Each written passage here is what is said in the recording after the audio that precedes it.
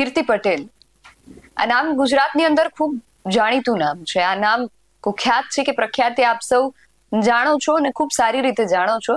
અને છેલ્લા અમુક દિવસોથી આ નામ ફરી એકવાર ચર્ચામાં એટલા માટે આવ્યું હતું કારણ કે જુનાગઢની અંદર મહાશિવરાત્રીનો જે મેળો યોજાયો હતો એમાં જે સાધુ સંતો જે મૃગીકુંડની અંદર સ્નાન કરતા હોય છે ત્યાં કીર્તિ પટેલ પહોંચ્યા હતા અને એ બાદ એમને ત્યાંથી બહાર કાઢવામાં આવ્યા. અને એમનો જે સ્વભાવ છે, એમનો જે મિજાજ છે એ મુજબ એમણે પોલીસ પર પણ આકરા પ્રહારો કર્યા હતા. આકરા શબ્દોમાં એમણે પોલીસ સાથે પણ માથાકૂટ કરી હતી. અને એ બાદ જે કંઈ થયું એ સમાચારોમાં આટલા દિવસોથી વહેતું થયું હતું.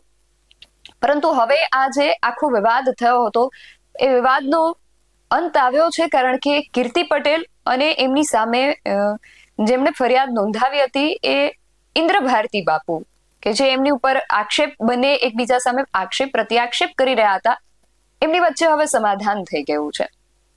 સમાધાન કરવું કે ન કરવું એ એમનો વ્યક્તિગત વિષય છે, પરંતુ આ વિષય સંવેદનશીલ એટલા માટે છે કારણ કે આ મુદ્દો જે છે એ ધર્મ સાથે જોડાયેલો મુદ્દો છે. શું છે સમગ્ર વિષય, તેના વિશે વિગતે વાત કરીએ આ અહેવાલમાં.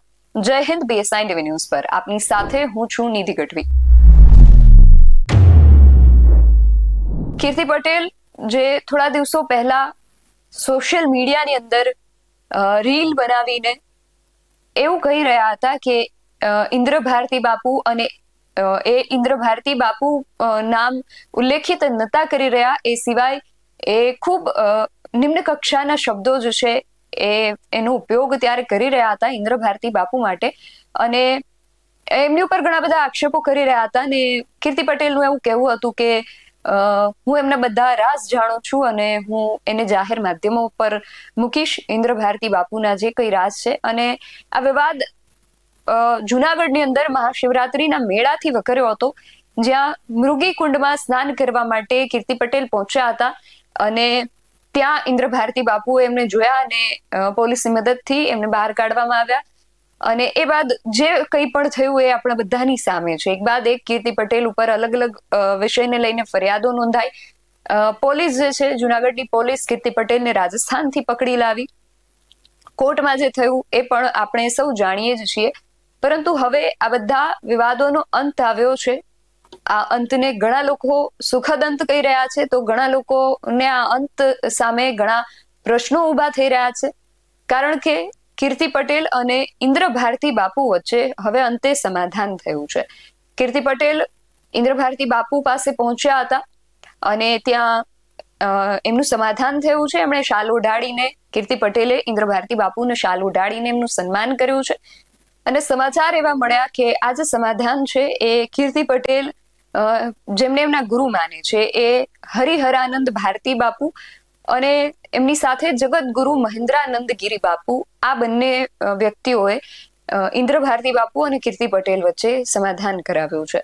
કીર્તિ પટેલે ઇન્દ્ર ભારતી બાપુની સાથે આ બંને હરિહરાનંદ ભારતી બાપુ અને મહેન્દ્રાનંદ ગિરી બાપુ જે છે એમનું પણ શાલ ઓઢાડીને સન્માન કર્યું હતું. સૌથી પહેલા તો ત્યાંથી જે દ્રશ્યો સામે આવી રહ્યા છે તેના પર એક નજર કરીએ, પછી આગળ વાત કરીએ.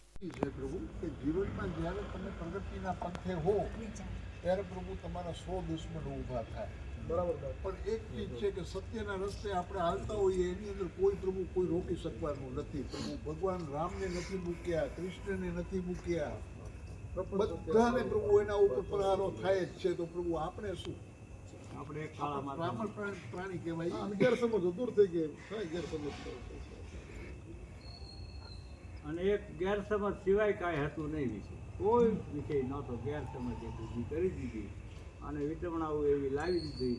એ વિટમણાઓને ભગવાન દત્ત મહારાજે અને દેવાધિદેવ ભવનાથ બદાદાએ વિટમણા. ભલે આજે ઘણા કીએ બાપુ બેટા બે લીધો હવે બંધ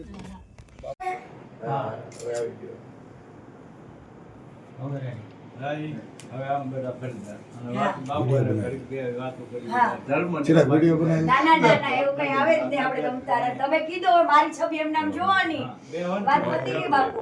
આને કહો તો 2 મિનિટ બે ઉભો રહે ઉભો રહેવાય. કીર્તિ પટેલનું કહેવું છે કે ઘણા લોકોએ ભારતી પરિવારને તોડવાની કોશિશ કરી હતી, પરંતુ ગિરનારી મહારાજે કોઈનો મેળ ન આપવા દીધો, એવું કીર્તિ પટેલનું કહેવું છે.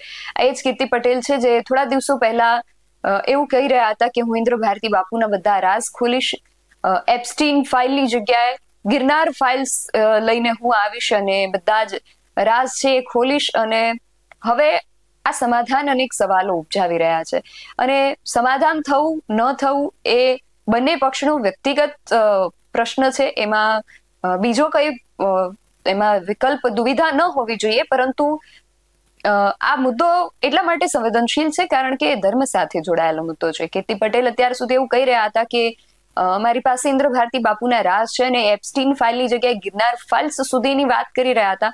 અને હવે સમાધાન પછી શું, એ રાજનું શું, એ વાતોનું શું, એવા ઘણા બધા પ્રશ્નો છે એ હાલ ઉપજી રહ્યા છે. આશા રાખીએ કે જે પણ આગળ જતા થાય એ કંઈક સકારાત્મક થાય અને લોકોની એના પર સારી અસર પડે, લોકો માટે એમાં કંઈક સારું થઈ શકે એવી અપેક્ષા આપણે સૌ રાખીએ. તમારું આ સમગ્ર વિષયને લઈને શું માનવું છે અમને કમેન્ટ બોક્સમાં ચોક્કસથી જણાવજો.